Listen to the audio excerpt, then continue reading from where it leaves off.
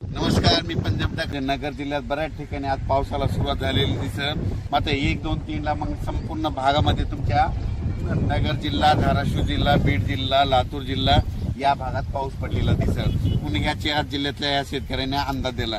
पूर्व विदर्भातल्या शेतकऱ्याला सांगू इच्छितो की पूर्व विदर्भामध्ये नागपूर, वर्धा, भंडारा, गोंदिया, चंद्रपूर, यवतमाळ, अकोला, वाशिम, हिंगोली, बुलढाणा, जळगाव या जिल्ह्यातल्या सर्व शेतकऱ्याला सांगू इच्छितो की 1, 2, 3 जुलैला मात्र तुमच्या इकडे मुसळधार पाऊस पडणार आहे. विदर्भ, पूर्व विदर्भ 6 जिल्हे, पश्चिम विदर्भ 5, 11 जिल्ह्यामध्ये मुसळधार पाऊस पडणार आहे. कुठं अतिवृष्टी होणार आहे, कुठं भाग बदलत पाऊस पडणार आहे, कुठं रिमझिम पडणार आहे.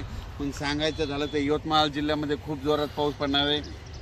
चंद्रपूरकर देखील खूप पडणार आहे, नागपूरकडे देखील खूप पडणार आहे, अमरावतीकडे जोरात पडणार आहे, अकोल्याकडे जोरात पडणार आहे, वाशिम जिल्हा जोरात राहणार आहे, हिंगोलीकडे राहणार आहे, त्याच्यानंतर अकोला, बुलढाणा जास्त राहणार आहे, जळगाव जामोद घाटाच्या खाली जास्त राहणार आहे, जळगावला जास्त राहणार आहे.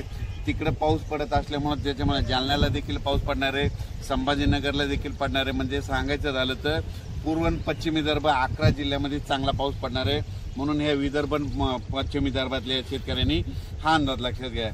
पश्चिम महाराष्ट्राकडे म्हणजे आज 31 जून म्हणजे आज देखील पश्चिम महाराष्ट्रामध्ये चांगल्या प्रकारच्या बऱ्याच ठिकाणी भाग बदलत पाऊस सुरू होणार आहे. सांगलीकडं, साताऱ्याकडं, त्याच्यानंतर पंढरपूरकडे देखील, नगर जिल्ह्यात देखील बऱ्याच ठिकाणी पाऊस सुरू होणार आहे. म्हणून हे पश्चिम महाराष्ट्रातल्या शेतकऱ्यांनी अंदाज लक्षात घ्यायचा. सोलापूरकडे देखील बऱ्याच ठिकाणी पाऊस पडणार आहे. त्याच्यानंतर कोकणपट्टी आणि घाटमाथ्यावरल्या भागातल्या सर्व जनतेला आणि शेतकऱ्याला सांगू इच्छितो की कोकणपट्टी घाटमाथ्यावरला पाऊस मात्र कायम चालूच राहणार आहे, ते काय बंद होणार नाही. म्हणून हे त्यांनी लक्षात घ्यायचं. त्याच्यानंतर आता उत्तर महाराष्ट्राकडे वळू.